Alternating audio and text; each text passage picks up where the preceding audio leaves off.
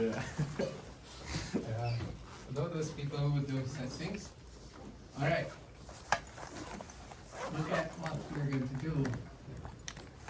Rademacher complexity Is it chapter 6? and chaining, yes. Unbelievable. We moved on. Chapter 6.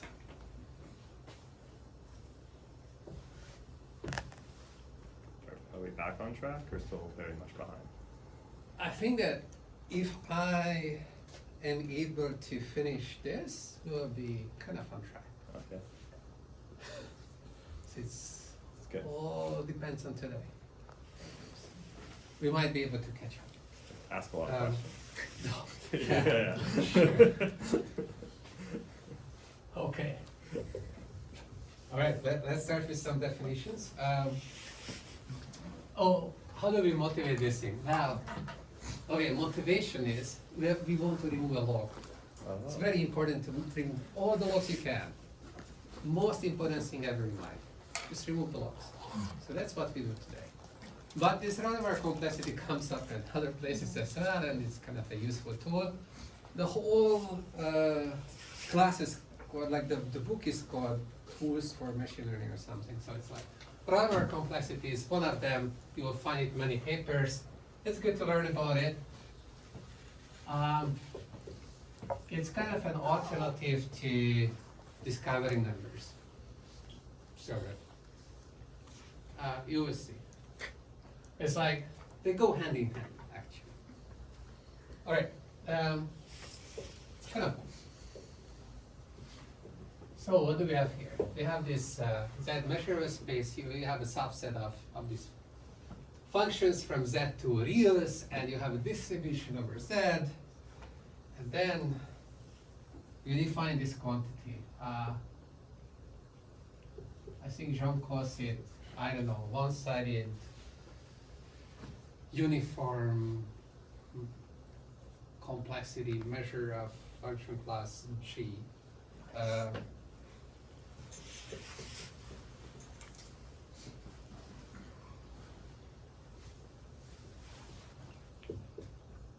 It's this made-up quantity. So you basically take the empirical measure Pn that underlies an IID sample of size n taken from P, right? So that's your Pn. Tracking? As usual. And so that's a random quantity here. So that's like your empirical loss. You compare it to the true loss. And you look at the maximum deviation over all the losses in your loss class. Where is this expectation from? And okay, so that just track me. So this was random. Okay. So then this whole quantity is random. You can take its expectation. So previously what we were doing is that we didn't have the expectation. We were trying to upper bound this quantity in various ways because we found it useful to get bounds, like uniform deviation bounds. It's like by definition, it's like, okay, for every function g, we want to bound the loss of g by the empirical loss plus some penalty. What is that penalty? Well, that's an upper bound on this. If you care about upper bounding just the expected value of this random quantity, then this is what, okay, like you need to upper bound this quantity. And from this we can get a high probability bound, I'm guessing? And then from this, you never get a probability bound. Like you have to do something else. So it's like, we could have started with this. We started with the more fancy stuff with high probability bounds. From high probability bounds, you can go to expectation bounds by how? Like you integrate the tail. Yeah. And from expectation bounds going to high probability bounds, it's like you just lost the information about how the tail behaves because you took expectation too fast. But you can still play around with this, and then it leads to something interesting, Rademacher complexity and all that. And we are going to recover high probability bounds as well, and we'll be able to remove this log factor. Where I'm removing log factor from? It's like for the VC classes, we kept talking about that, okay, the lower bound for a VC class, for the binary case, tells you that sample complexity should scale with square root d over n, and we were getting an extra log n. And we are trying to remove that. Anyways, so why this quantity? Well, it's like the silliest thing, right? Like this is made up so that if you take the empirical risk minimizer,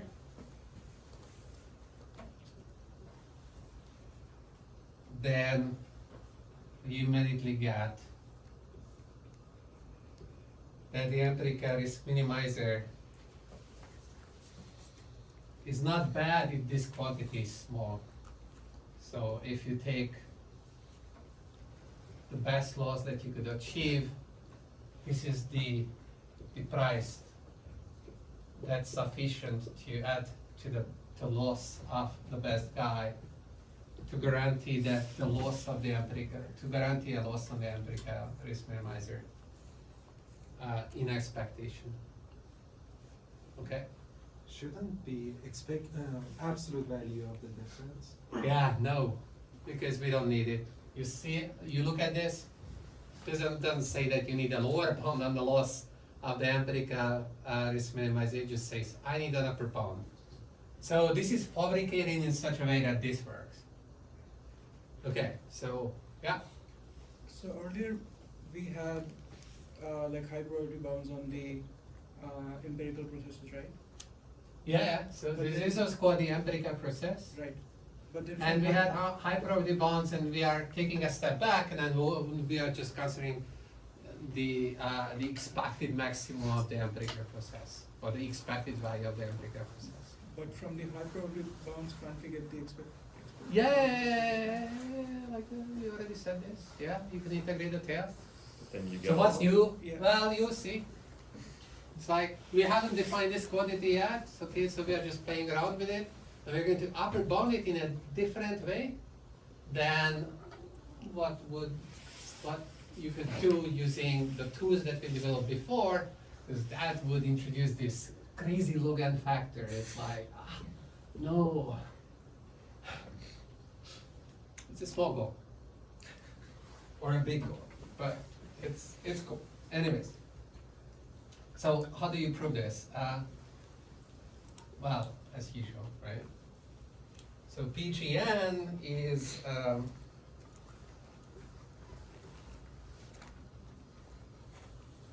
PNGN plus P minus PN GN. This is upper bounded by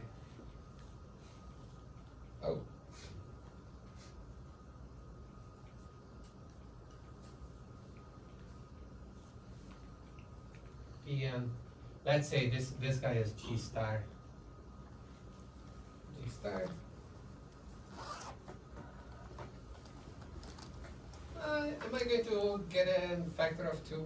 Maybe there is a better way, but anyways, it doesn't matter.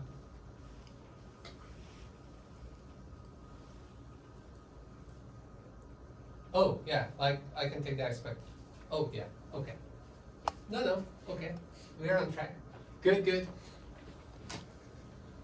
The benefit of doing stuff on, okay, on the fly. So now you can take the soup over all possible cheese, because GN is coming from this class of cheese, so you take the soup, you get something bigger for the second term. So this is upper bounded by P and G star plus soup over all possible cheese by P minus Pn G. Now take an expectation of both sides. You got the inequality, right?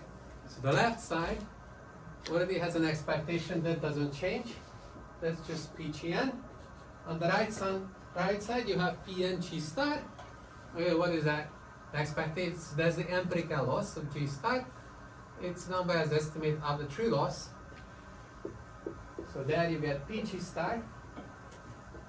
And then here you get the expectation of this quantity, which is exactly what we defined there as this epsilon endpoint. Okay.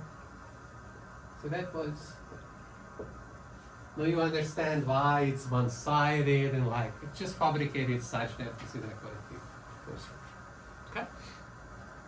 The interesting stuff comes when you try to upper bound this in some other ways than first developing a high priority bound. That's kind of like a roundabout way. Like you try to directly go for the expectation, and then you're hoping that that way you're gonna get something tighter. Okay. But by the way, so this is an oracle inequality for the expected loss. It kind of tells you less information than a high probability oracle inequality for the loss of ERM, right? Like this is less information. So in a way, we are losing information, but we are expecting to get something tighter. And at the end, we will add back the lost information and we will still get tightness. Yes? How do we lose information? Because you just talked about the mean of a distribution, so not talking about the whole tail behavior of the distribution, right? Like I see. previously it was like the tail is like decaying in a certain way, and now that is gone. Okay. So we're going to fabricate a definition that is going to help us to upper bound this quantity. I don't know, maximum expected uniform deviation. How do I call this? One-sided uniform deviation and expected This one's one-sided uniform deviation. It's like a very, it's a mouthful. So just expected max deviation. expected max deviation. Okay, call it expected. I know for like Gaussians, they'll say like the expected max of Gaussians, right? The uniform. Max is uniform, or either you say uniform. Uniform is kind of like a funny word because it's like, I understand the uniform upper bound is like true for every G, but here you're already taking a soup, which expresses the same idea, but okay, like it's more like a max. Right. Okay. Expected one-sided maximum deviation. EMD. Oh. Wait, what? Oh, it's two-sided the absolute value? Yeah. Okay. So fabricating Rademacher complexity for to work.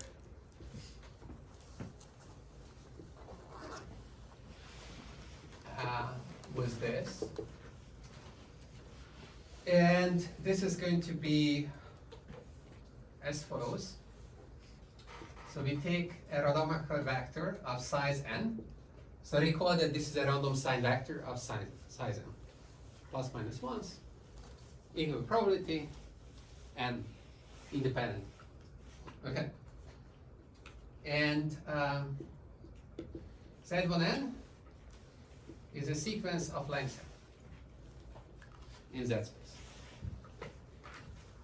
Then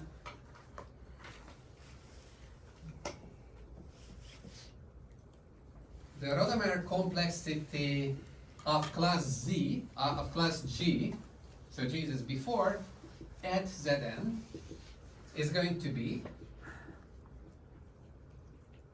just how well I can fit through my loss functions the random signs. How much correlation can I induce with between the random signs and my losses? Where the losses are evaluated just at the point Z1 to Zn. So I take these points, and then I'm wiggling the losses. It's like ratio vector of length n, and you try to induce the maximum correlation between the random sign vector and the losses. Okay. And after you do that, you take expectation. What's random here? The signs. Okay, there's nothing else random. These are fixed. Okay, so now we can take this to the next level, where we take Z1n, capital, this is lowercase, clear, big letters, small letters. to be IID from N, from this distribution P, okay? And then, what? So I'm sorry. It's like you'd want to find the G that matches the signs of the Rademacher. That like Yeah. It's like you're like, playing this game. yeah, it's like a game. It's like, But the someone Rademacher. proposes random signs, Yeah. so it's like fitting random noise. It's like how well you can fit random noise. How closely can you fit random noise?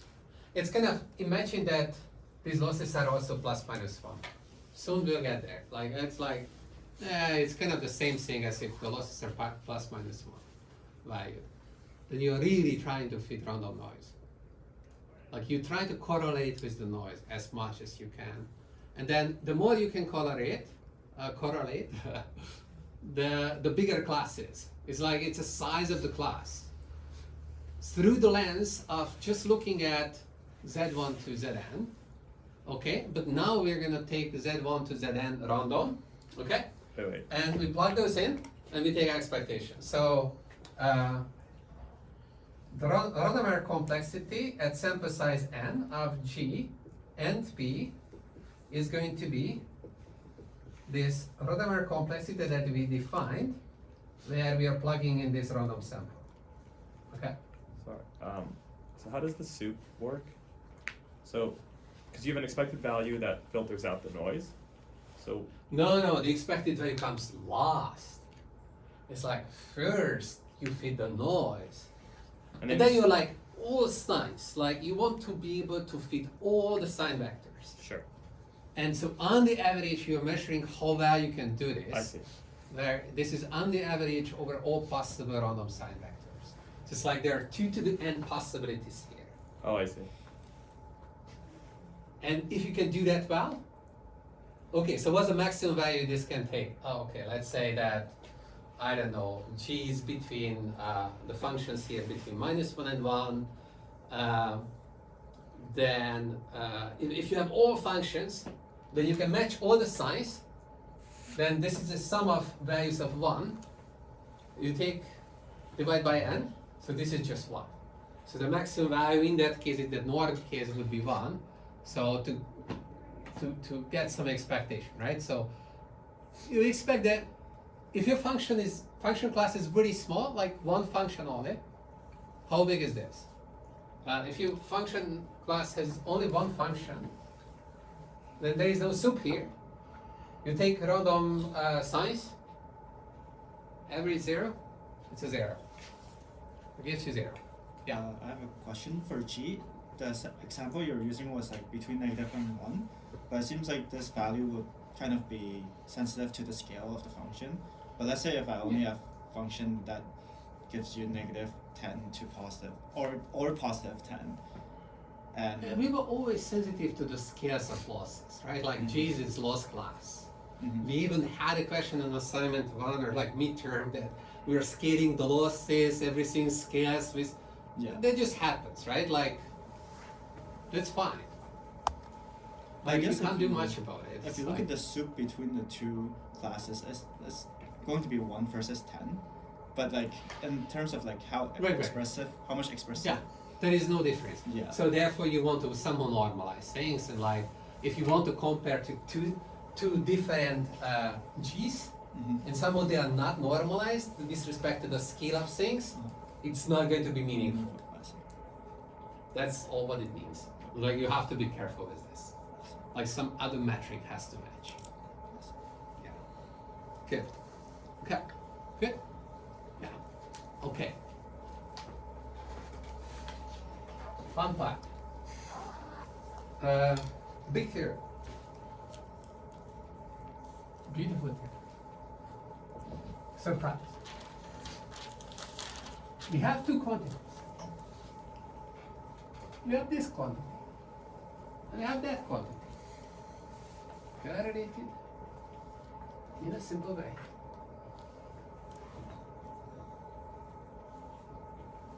Okay.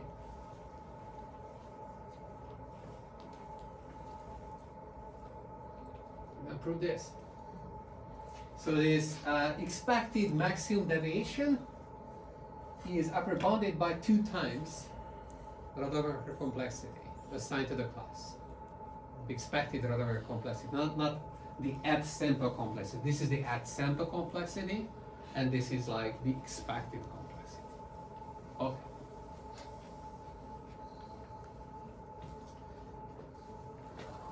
And so obviously, like once you have this, then you can chain this with the previous proposition. This can be hyperbolized by the Rademacher complexity, and you can just like run and study Rademacher complexity, and you're getting oracle inequalities for the expected loss for the area. Okay, that's why we are doing this. Okay. So we are taking, it's a symmetrization trick. We take two IID samples of size n. So the length of the total of all the examples is 2n. So Pn is going to be the empirical distribution underlying the first. Pn prime is empirical distribution underlying the second. Okay. Right.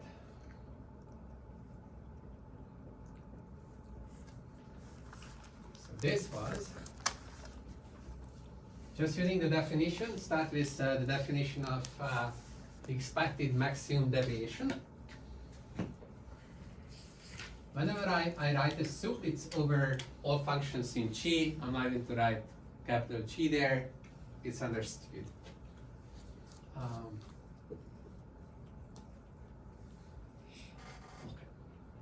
This is just the definition.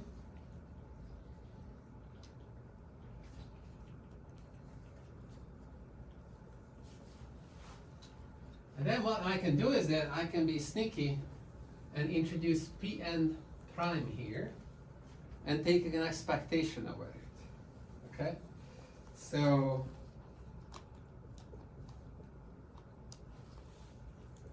Pn prime G minus PNG, and I'm just taking the expectation over, like inside here, I'm just taking the expectation, like not over the first sample, just the second sample, just averaging this out because this has to stay there, right? Like PNG, well, this was random. This is the source of randomness. I don't want to integrate it out. That's why I'm conditioning on this, okay? Right? So far, I didn't do anything. I just replaced this PG with this expected value, and this expected value is not doing anything to that other part. Okay? Why is soup outside the inner expectation? So I'm just forget about the outside expectation, and even the soup, and just look at these two things. They are equal. Right. That's what I'm saying. And then you can put the soup back, put the expectations back, it's all fine. Oh, I see. Okay? And now, okay, next step, move soup inside. You get something bigger.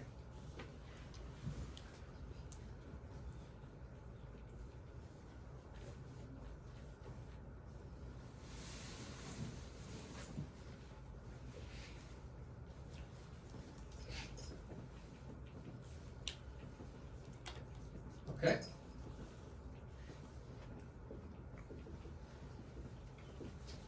Right? And we know that, okay, if you have an inside expectation, condition expectation, you take exact expectation and the condition goes away. So there's just one expectation, one grand expectation. So this is the symmetrized version. Okay? This is called the Tar rule.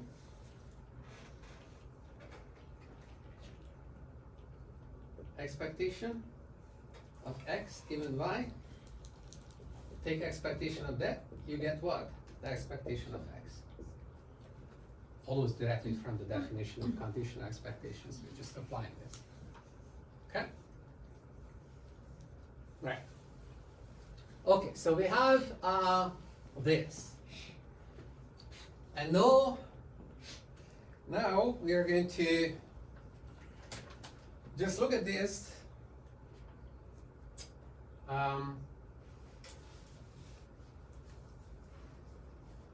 This expression here. This is a function of this z tilde. It's like the expanded sample. And it has all kind of cool properties.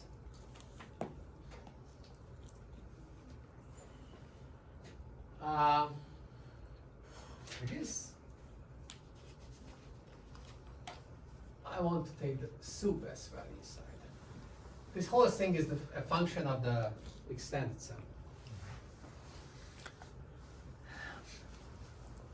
So if you write out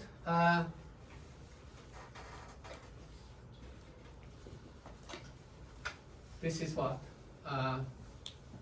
P dz1, P dzn,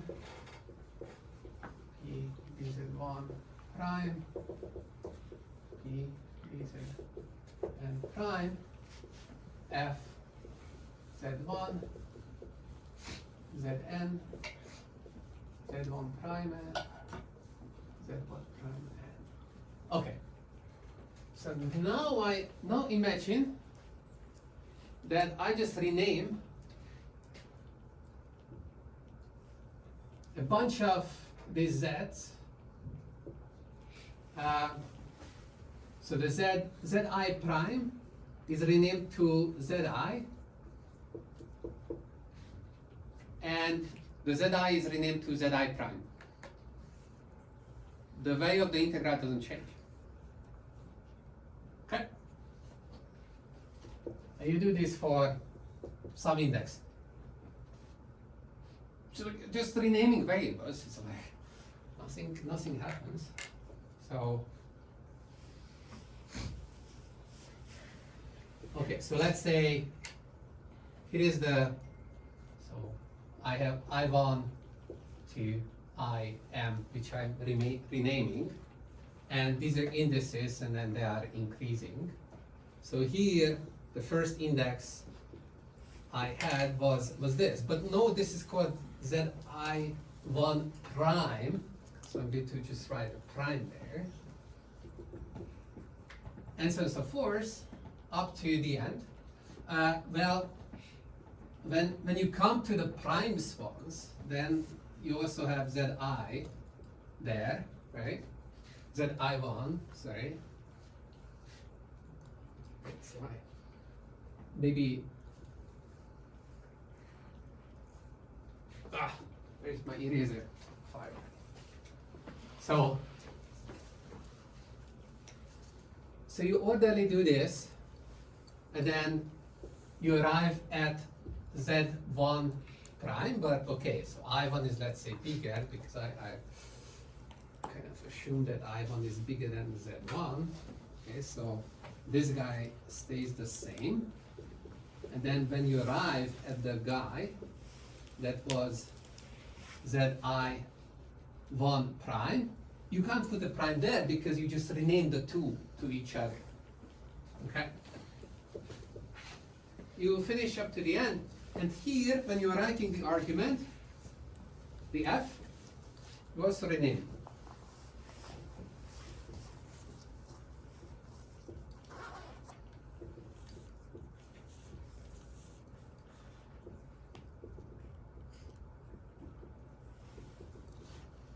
Okay. Good. I didn't do anything. I was just writing for nothing. Just renaming variables is not going to change the value of integral. These are local variables. Okay, so now what I can do is that I can flip around these guys. This is where we use that things were independent. So I can reorder this such that the non-prime variables come first, and then the prime variable follow. Okay, so just reorder here. I'm not touching anything. Just do that. What do I get? Well, I get for Z1 to Zn first, all of it. I will get Z1 prime to Zn prime, all of it, right? Like no one's missing, no duplicates, because we were just swapping things.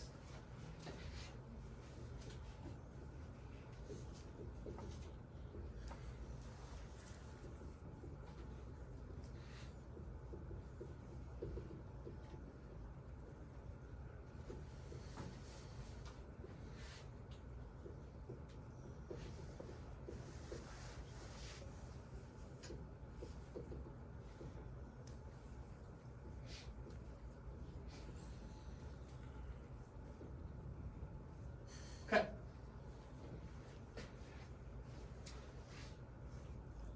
So this is called a swap, and it corresponds to these indices pi 1 to pi m, and you can think about this as mapping indices to each other.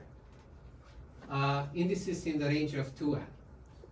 So it's like this is a bijection between numbers from 1 to 2n and 1 to 2n. It's like, yeah, okay, so it's a special one. It's like, it's not just any bijection. It's like these special swapping bijections, okay?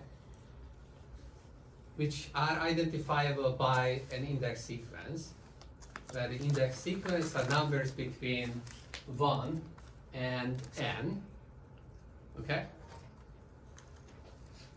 Good. Okay, so now I can, you can imagine that, so this I call swaps. The set of all of this is going to be called swaps. It's, you have 1 to n, and then n plus 1 to 2n, Wait, are you just? and then basically Yeah. you're doing things like this. Are you just using Fubini Tonelli to exchange? Huh? You, You're doing, yeah? you're not using Fubini Tonelli here to exchange the. Oh, yeah. Oh, I mean like the order of integration Like you just have that you can like Do this- it. You put it in such a way that like it gives you like that. Yeah. I mean like this is an integrated integra. Yeah. So therefore, this is Fubini Tonelli if you want. I'm just saying like, Yeah. and then from But the. you also needed the independence. I think that that's the most important part. Technically, you also need Fubini. Well, doesn't independence give you the ability to think of things as product measures and then? you Well, if any of this is integrable, then of course Fubini Tonelli tells you that you can exchange the order of integration in an arbitrary fashion. But then what does independence allow you to exchange? That was the exchange. Oh. Okay. Because these distributions are all the same. Like Yeah. so this guy, okay, where is this? Like this guy and that guy, they are the same.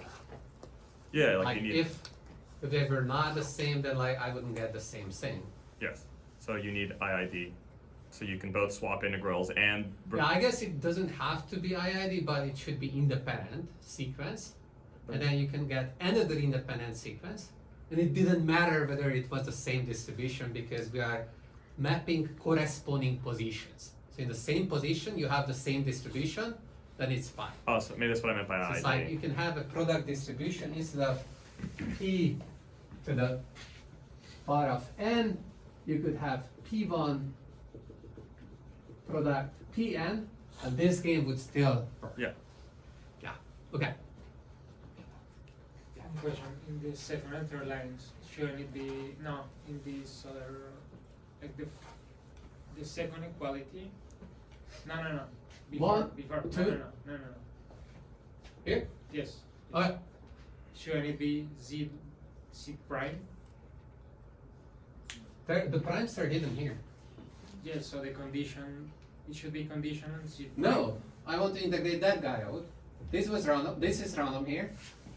Yes, but Forget about the expectation. but the exec- What's random? Z. If I take expectation over the Z, this would not be random anymore. It's inside the soup. This would just go away. It would become P. but that's precisely what the first No, expectation but like is this, doing. this is P. But I want to keep this Pn. Yes, that Pn already depends on some z that are hidden. Yes, I'm conditioning on them, No, so I keep them, but not because that one comes from the first expectation. come from here. The first expectation there. The first expectation is not doing anything with that. Imagine that these things are not here. But that one is the one choosing PM. These are equal. These are equal, that remains on the board. So that expectation is not there. These are equal as random variables. What I was just doing is that I was renaming this value, Yes, PG. yes, It's a but- not a random value. I was calling it PG is the expected value of Pn prime G given Z1n. given Even without Z1n, they are the same, but with Z1n, given Z1n, they're also the same. Why? Because they're independent. Z1n and Z1n prime are independent of each other. So maybe you want to point me to the fact that here in this step we use independence. Okay?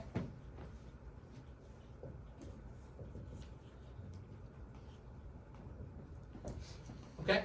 So without Oh, conditioning, they also do the the expected value of Pn prime G is the same as Pg. You agree? Yes, yes. Okay. Uh-huh. Then I claim I can put in the conditional expectation and not change that they are the same. Why? It was like assignment 1, we had exactly the same situation. The conditional expectation of your loss doesn't change. Okay, but then what is the meaning of PNG? PNG is just PNG, it's just standing there. But PNG is defined because PNG is- of some Z. Yeah. PNG is just the empirical mean of G on Z1n. Yes? Uh-huh. So so the first half is that this is equal to this expectation, okay? That we use independence. The second is that this guy here itself is equal to its expectation conditioned on Z1n. I'm telling you, I fixed the value of Z1n was the expected value of the empirical mean at Z1n. Well, it's the empirical mean. The expected value is not doing anything. It's like, this is measurable with respect to this. It comes out. Okay, you can sort it out later. Quick question. So like this bracket, doesn't it need, like other than independence, doesn't it mean that F is independent, or like basically We doesn't? didn't do anything with that. I mean, like we are changing the arguments of Yeah, this. but like that was renaming the variables. What's that? You can rename variables in integrals at any time. After that, we were changing the order in which we are integrating things. For that, we needed to, for these things, like for clarity, you could say that if you had P1 to Pn, and then for the second sample, maybe you had the prime distributions, then you would have like, these guys, and then here you would have this, and you would have that, and I know you would need to think about whether, okay, like they're the same if I move this here and move this there, then they would not be the same if these two guys are different. But if they are the same, And you can flip them. then I can always flip them. One more question. So this like capital I there, like are we doing swapping for everything in I, or just like one at a time? Everything at the same time. Like these are the indices at which we are doing the swapping. I just didn't have space to write them in like the patience. Yeah. So you said like the restriction on the swaps functions versus all bijections is that it's swapping things from the first n and things from the second n, right? Yeah, okay, yeah. And that comes from the not ID bit. That's why that's sort of restricted that way. If it was ID, it would be any bijection. Is that fair? Like you could do any swap? I think I can do any swap, but that's besides the point because I don't need all the swaps. I think I can do any swaps. It doesn't matter. I could do any swaps. I could do any swaps. It's true. But for the proof I'm trying to do, Okay. I only need these swaps. But independence will give you any swap. Yeah, independence will give me, like, the condition that I was, like, I assume this product structure. That gives me all the swaps. Like any bijection will work. That's So why. maybe I should have just started with that. Like Yeah, for any me. bijection works, and then okay, like is it easier to understand than like these special ones work? Isn't That this- depends on ID, no? Well, it's a That's bit, part of what, the like, assumption? that's So you can exactly have what I'm ID, saying. not Like just if ID. I assume this, then Yeah. any swap works. Okay, but that gives you. If I only assume this structure, that both Z1n and Z1n prime are sampled from this, then only this like Yeah. this swap these work Yeah. that I'm talking Okay. about. So that's kind of needing the condition here. This is okay. This was a question. Okay, fine. Yeah, good. All right. Okay. So finally, we can write this integral somewhere. There's not going to be change today. just to It's confirm. so sad. This whole I'm proof. so excited that we're gonna get to the end. This whole proof goes through with a Jensen step and a Fubini-Tonelli step, and then we're done. That's like the gist of it. After This introducing. proof? Yeah. It has more steps. Oh, okay. Just wait. Yeah, okay. So far, It's that's all coming. we've Like, done. we need to introduce the random signs. Okay, just for what we've done so far, we've only used really two big Oh, Two big we hammers. had independence, Yeah, yeah. Jensen, and Fubini-Tonelli. Fubini. Yeah. but- Or, Yeah, yeah, yeah. okay. It's like, okay, so.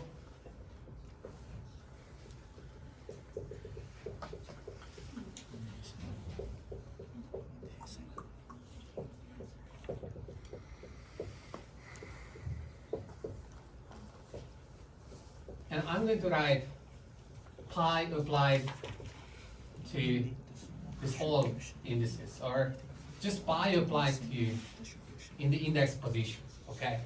That's the bijection. Yeah, that's the pi, yeah, Yeah. like the bijection underlying I1, swapping I1 and IM. Okay, right? Okay, so with expectations, you can write that we got that fz tilde is equal to f z tilde pi. For any pi.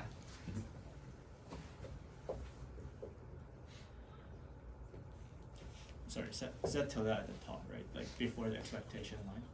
That's also F Z pi. Sorry, Z pi tilde. Oh, Above okay. that. Yeah. Should that be Z tilde? No, I'm like, this was, oh, I don't know, yeah. The lowercase z tilde was not introduced, but yes. Yes. This is my z tilde, lowercase z tilde. Yeah, it was not even introduced, yeah, good. Yeah, good. Okay, so this holds for any swaps. So I can take the average over all possible swaps. I get the same value, the original value, right? So this is equal to, how many swaps do we have? Okay. Yeah, for every Oh. position from 1 to n, I can decide, do I want to sub? I don't want to sub. That's 2 to the n. So 1 over 2 to the n. And then, okay, so maybe there is another way of thinking about swaps. It's like you can think about, okay, do I want to change? Do I not want to change? If you don't want to change, maybe say +1. If you want to change, maybe you say -1. Okay? So any pi corresponds uniquely to a random,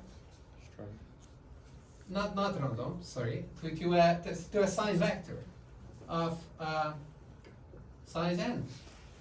Okay, there is a bijection between this binary hypercube and the swaps. Okay. So then I can just sum over all possible sign vectors of length n, and write that I'm swapping corresponding to sigma. Okay, so that's my notation. So pi sigma is like, okay, what positions do you want to swap? It's like if it's +1, no swap, -1 swap. Okay? Isn't that just like, oh, okay, never mind. Right.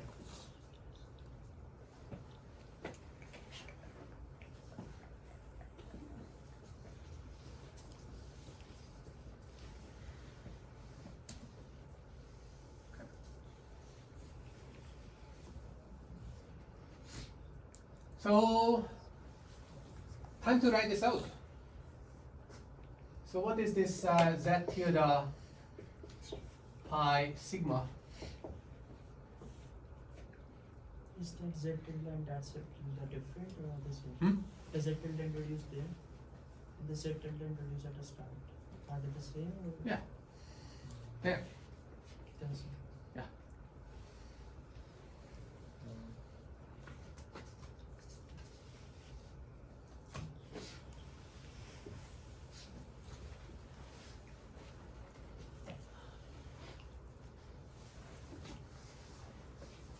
Well, okay, so maybe write out f as well.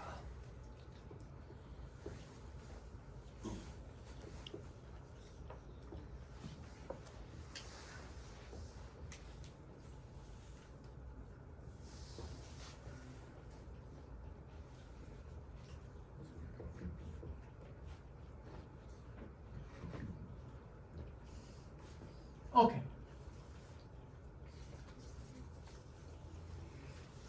So here I have to write either zi prime minus zi if there was no change,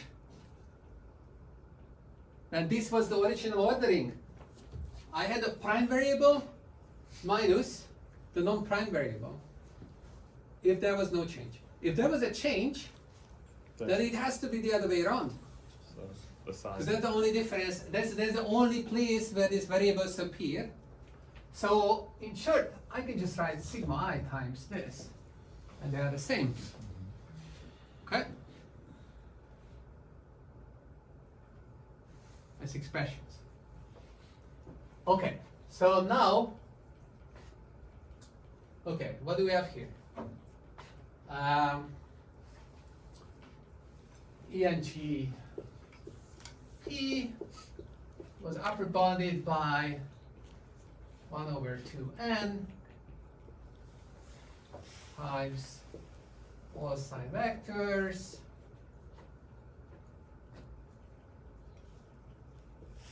of the expected value Of the above sum. of this.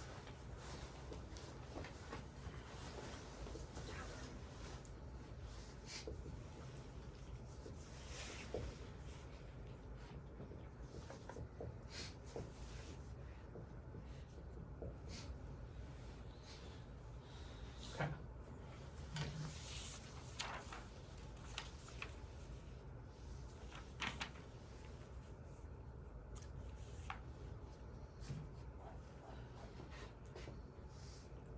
All right. So here we have two expectations, one over random size, another over the sample.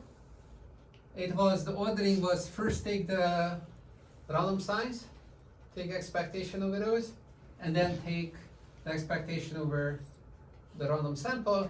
You can flip these around. You get the same thing. It's Fubini again, if you wish. So you can, in other words, you can move this inside the expectation. And then you can say that, okay, let's think about the sigmas, it's random. Okay, it's bad notation. I think that like in past occasions, when I wanted to use the non-random thing, it was called S. Like sigma doesn't have a nice looking uppercase version. That would be horrendous. Okay, so renaming a few of these things. So move this inside, introduce the random sigma. So sigma is now Rademacher n. and you find through Fubini that this is the same as the supremum of 1 over n sigma e gzi minus g I.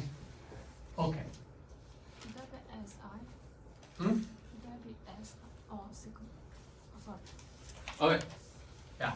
So just replace this with an expectation over the sigma. That's what I was doing. So now you can take supremum for both. So this sum distributes over the two things. Okay. There is also a sigma I gzi with a negative sign. It's like minus sigma I. Oh, what a problem. But this distribution is symmetric. So the distribution of negative sigma is the same as the distribution of sigma. So you can write this as, okay, so I'm upper bounding things. Maybe go slowly. So we get one good term that we like. So this guy is just the Rademacher complexity, just RNGP. Okay, so this is going to be gone. Plus, I have another term, because I moved the supremum as well over to the other guy. And here I have negative sigma I and g of zi. Okay. But now, notice that this guy itself is the same as if I didn't have the negative sign over there.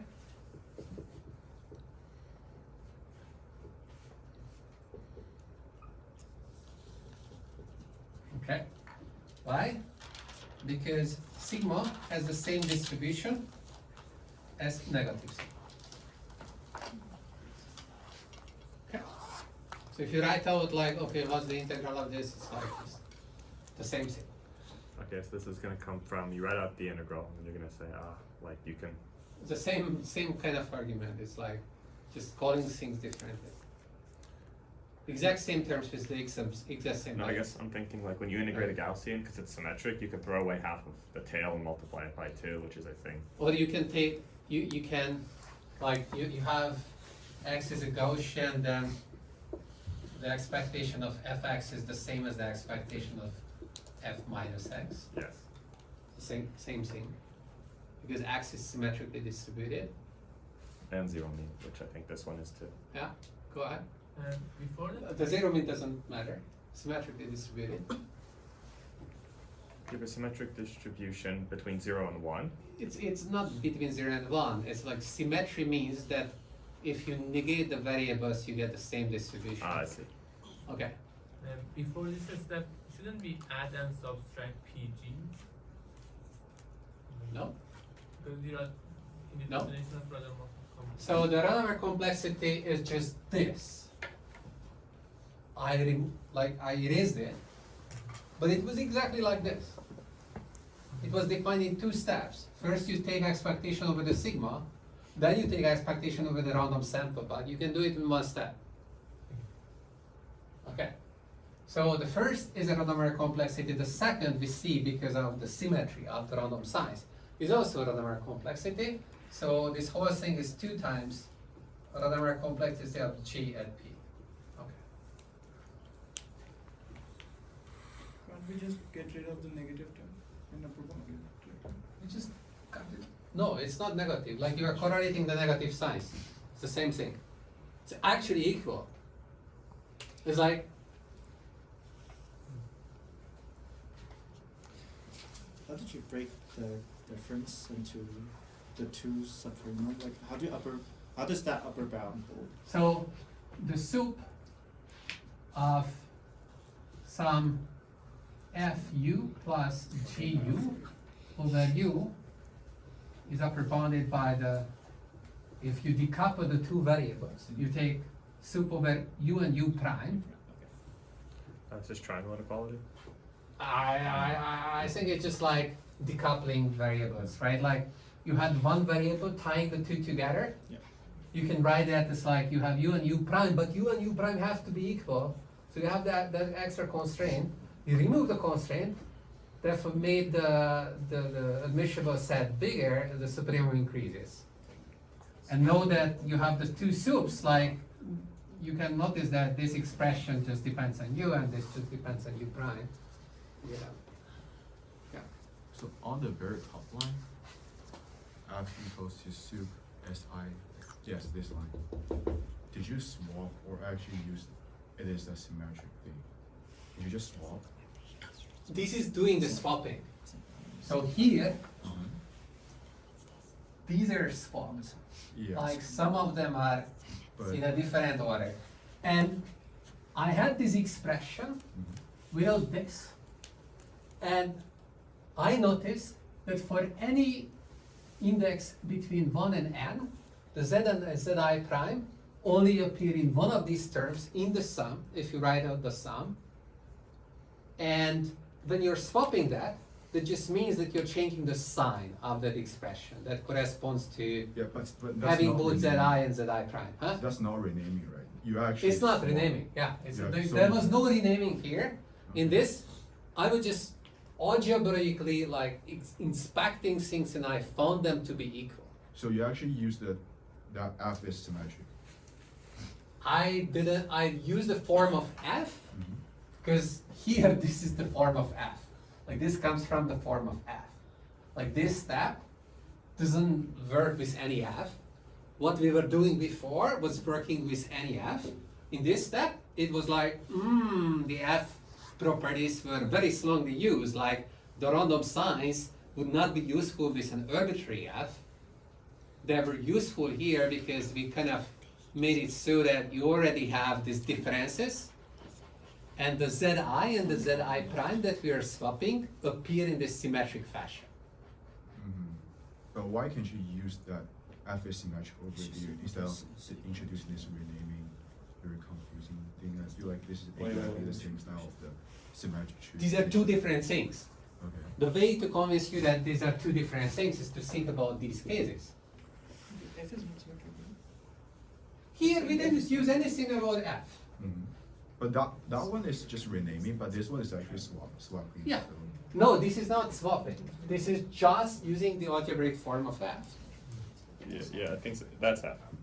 F was defined, so this was also true for any f, but I'm defining f this way. That one is true for any f, but this one is only true for this f. That's right. Okay, so this one actually use this f is symmetric, right? The special form of f.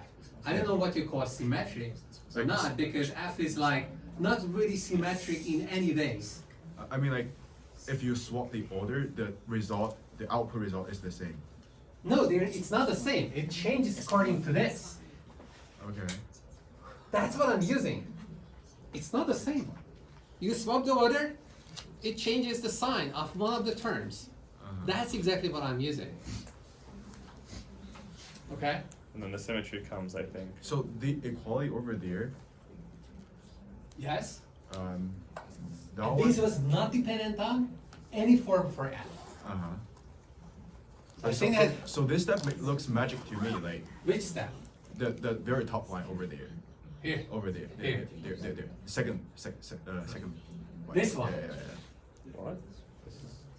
But they're just like using the So definition you of change the f. value there, so we cannot Huh? ensure that equality there holds, right?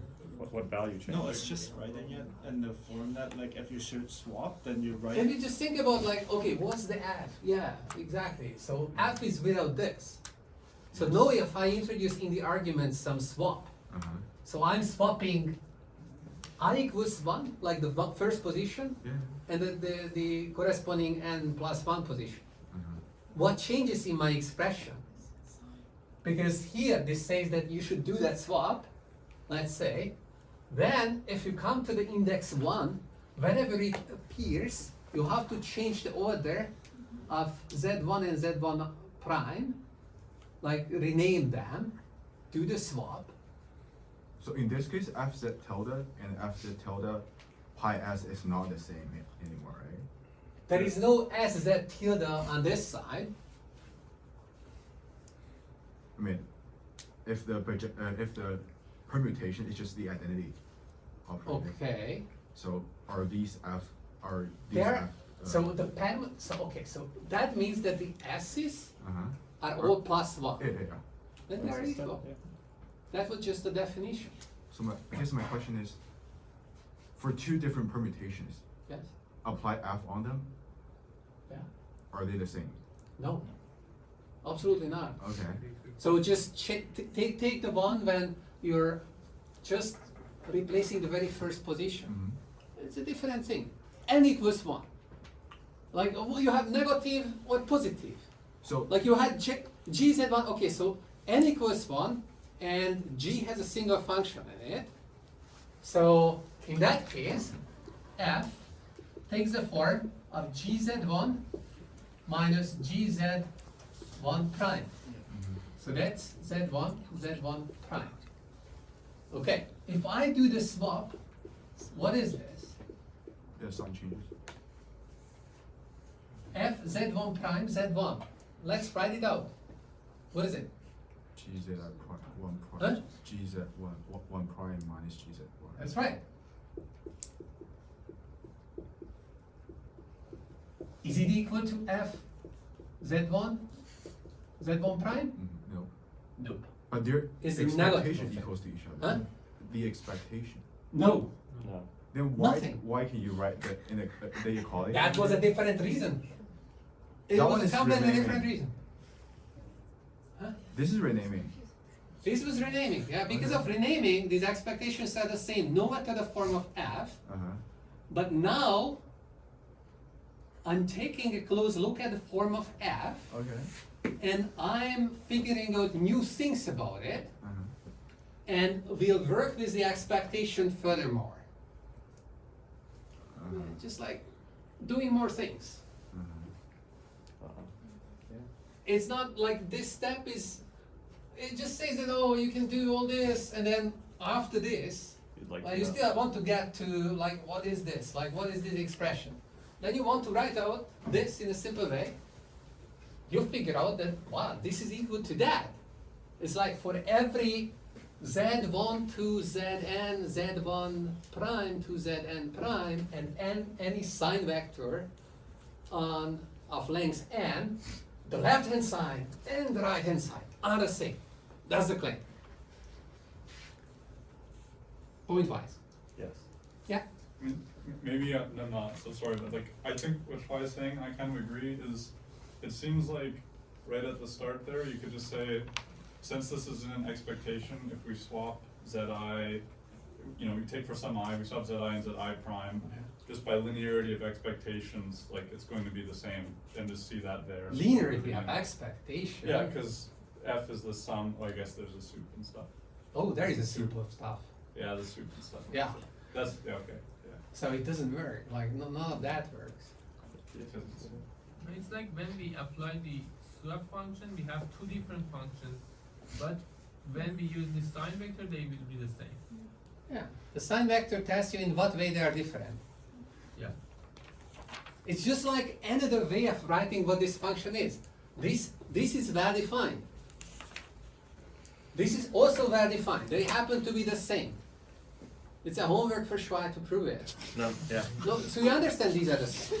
I know, but like Okay, then what's so wrong? over there it is renaming, right? Yes. So nothing changed, we just rename. But here we actually swap the order. No, we didn't swap the order. I mean, like you swap the order here, Mm-hmm.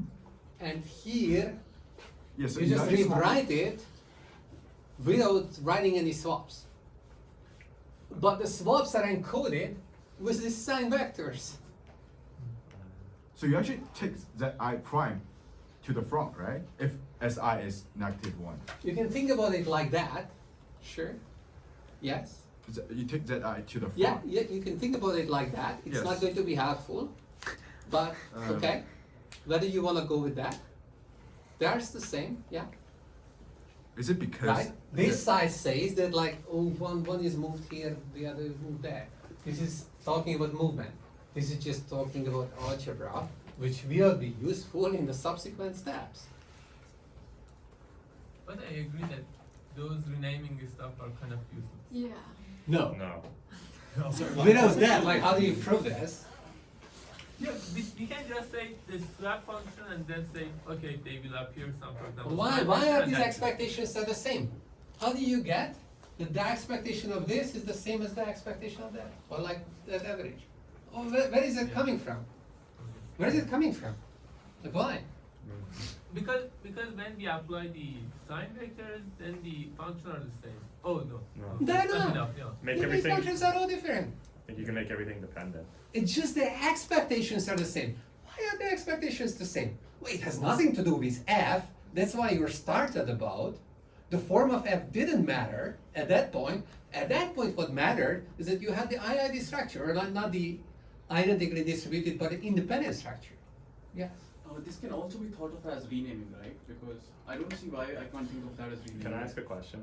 I mean, like you Because could think, like- like, like- is it useful to think about it as renaming? I mean, I'm just thinking it maybe. Are we going in circles? No, like maybe it's confusing. Like people are like, I don't see why I can't think of that as renaming, because if I think of my function as taking in first n parameters and then subtract and then corresponding pair of I mean, next. like, this side is just saying this is renaming. This Yeah. side is saying, oh, it's not renaming, but they are the same. So can I think about it? This side is renaming? Sure. But like, So that doesn't okay. really matter, right? I mean, yeah. So just a matter of words. So, if my P could not be written with these nice independent structures, Hmm? I guess I maybe. If you P? So that P, we If- have nice independence here, right? Yeah.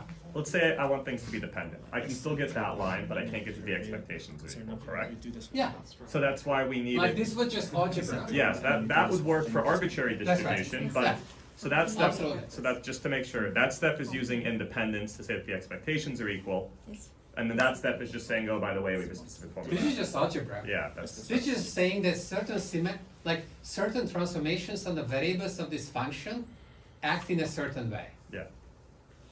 And that And step is you, just. you can call the whole thing symmetry, but like it like I think that hides a lot of things.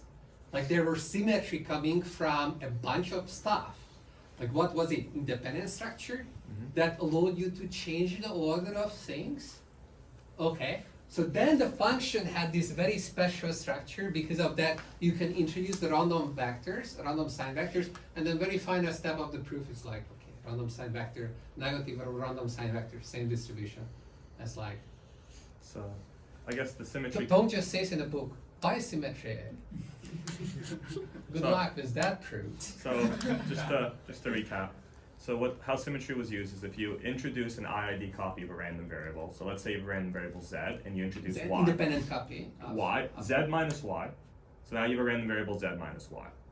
That is when you take a random variable and subtract it by a random variable that's an IID copy, it becomes zero mean.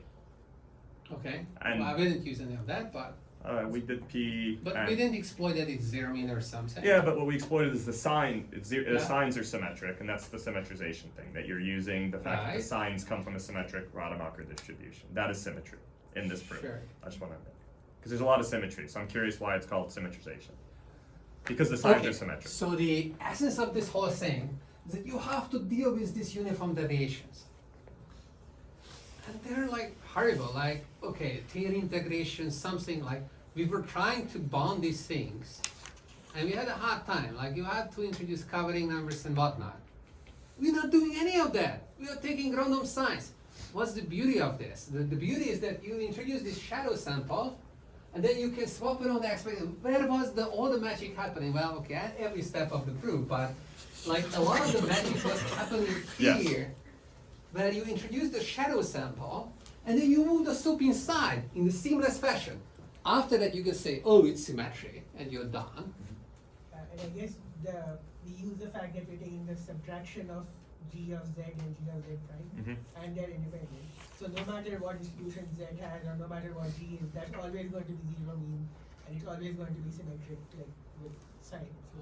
No, whether the zero mean is important, but No, the but symmetry. It's going to be symmetric. The therefore symmetry of the you have- distribution. But see, it's like, Oh, sorry. in none of the steps of the proof did I have to say anything about the symmetrized distribution. But you can think about that, but it would be very complicated to actually say that, I think. Maybe you could abstract some parts of this proof, but it would lead to a longer proof. You could say that you go to a bigger space, but you look at these differences of the difference between gzi prime and gzi, and then you do some projection to a single value, and in that space you have the symmetry. So if you're renaming zi with zi prime, so that symmetry becomes like a sign change. That's the hard fit, and that was coming from this form, of course, that you are comparing similar kind of things, and the trick was to make them even more similar by introducing the shadow sample.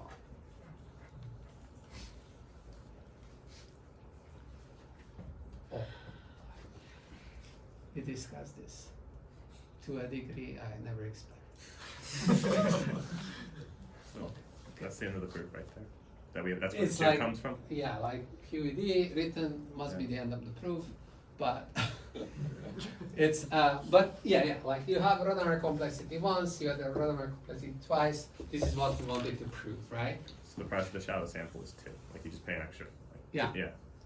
Yeah, the cost of the shadow sample was a factor of 2. Yeah. Why is it better than bounding covering numbers? Yeah. Good question. But Not happening yet. There's too many questions. Actually, okay, so we don't really have a feel to how big these Rademacher numbers are. We don't have any understanding of them almost. So maybe one quick thing that we can do is to get just one result. Yeah, okay, this is too long. Yeah, okay, I try. Time starts very soon, so. Did you bite here? Hmm? Did you bite here? The last one. No, not today. So in the last step we have expected value of soup, but that was defined as R of G of Z, not the R in GP. Like that is the expected value of that expected value. The expectation is over Everything. sample and this and this. This expectation is over everything. It's like, So it's the combination of. yeah, it's like you can write it as a condition expectation of inside your conditioning in the sample, and just taking expectation over the random size. Outside you're taking an expectation over the sample.